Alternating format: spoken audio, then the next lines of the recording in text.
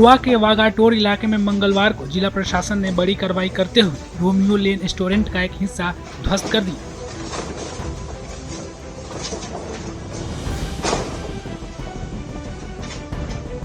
ये कार्रवाई अवैध कब्जे और बीच क्षेत्र में किए गए निर्माण को हटाने के तहत की गई।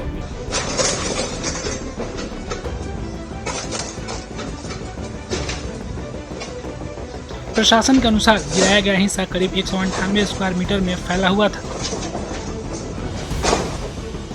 तोड़फोड़ से पहले गोवा टूरिज्म विभाग के डिप्टी डायरेक्टर धीरज वागले ने साफ कहा था कि बीच की ओर किए गए सभी कब्जों को हटाया जाएगा और किसी को भी नियम से ऊपर नहीं माना जाएगा। कार्रवाई के दौरान मौके पर भारी पुलिस बल और प्रशासनिक अधिकारी मौजूद रहे ताकि कानून व्यवस्था बनी रहे। गौर करने वाली बात यह है कि रोमियो लेन रेस्टोरेंट के मालिक गौरव लूथरा और सौरभ लूथरा ही उस बर्च नाइट क्लब के भी मालिक हैं जहां रविवार को भीषण आग लग गई थी। इस दर्दनाक हादसे में 25 लोगों की जान चली गई थी, जिसने पूरे देश को झकझोर दिया है। इस घटना के बाद गोवा सरकार ने जांच के लिए एक विशेष कमेटी का गठन किया है, तो वहीं पुलिस ने कार्रवाई और तेज करते हुए रोमियो लेन ब्रांड के तहत चलने वाले रेस्टोरेंट कम क्लब बर्च के फरार मालिकों की तलाश शुरू कर दी है।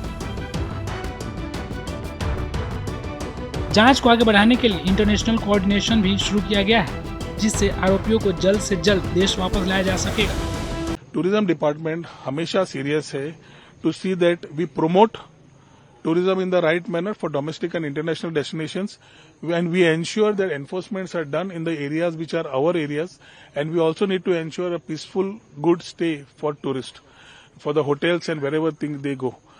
What has happened is a very tragic episode. This particular episode which happened was at Birch by Romeo Lane, which does not come under the purview of the tourism department in terms of registrations. So what has happened there, although it doesn't come, the tourists were affected, a wrong message towards tourism has gone out. And I think it's time to understand, we have to learn and ensure that as we are supporting and talking about the families who have lost people from their families in this particular incident, it is very important for due correction that the government needs to do. I've shared my thought with our Honorable Chief Minister, and we need to ensure that investigation to be done in this whole episode from the down to the top. Everybody who was there, who is to be made accountable, and action needs to be initiated. Some heads need to roll.